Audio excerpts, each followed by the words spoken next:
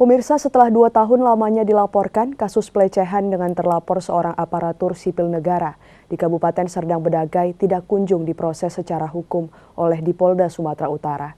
Terkait persoalan ini, korban pun kembali mendatangi Mapolda Sumatera Utara guna mencari tahu apa penyebab Mapolda Sumut tidak berani menangkap dan menindaklanjuti kasus ini.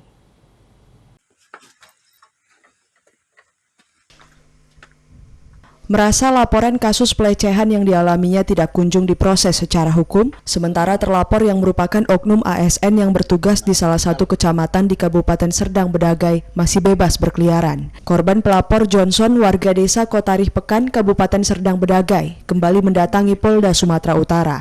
Dirinya mengaku mendatangi Mapoldasu guna mempertanyakan apa yang menjadi penyebab laporan kasus pelecehan yang dialaminya tidak kunjung diproses secara hukum dan apa yang menjadi alasan Mapoldasu tidak berani menangkap pelaku. Padahal menurut korban, bukti-bukti laporan yang sudah disampaikannya sejak 2 tahun lalu ke Polda Sumut sudah sangat lengkap.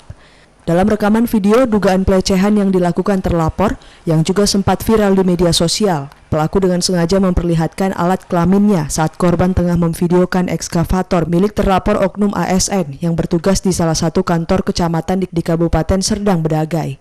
Sementara aksi tidak terpuji ini dilakukan pelaku saat berada di lahan kebun sawit miliknya. Kasus inilah yang langsung dilaporkan korban ke Mapoldasu. Namun anehnya, meski sudah 2 tahun berlalu, laporan Johnson selaku korban hingga kini tidak kunjung ditindaklanjuti oleh Mapoldasu. Memohon kepada Bapak Kapolda Sumatera Utara supaya mengatensikan laporan saya yang ada di Renakta. Telah 2 tahun Pak lamanya lebih. Laporan saya belum dituntaskan oleh penyidik Polda Sumatera Utara. Johnson pun berharap Kapoldasu memberikan atensinya terhadap kasus ini. Hal senada juga disampaikan kuasa hukum korban.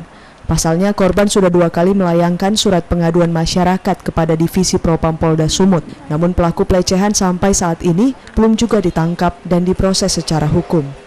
Ini LP klien saya nomor 271 tahun 2022 yang ditangani oleh pihak Renakta yang sampai saat ini sudah ada 2 tahun lebih. Belum ada penyelesaian dan belum ada titik terang perkara itu mengenai penyidikan atau tidak. Terhadap LP ini, klien saya telah membuat pengaduan masyarakat ke Divisi Propam. Ada 2 kali. Dan terakhir, dia memohon kepada Kapolda supaya diantisipasi khusus terhadap LP ini supaya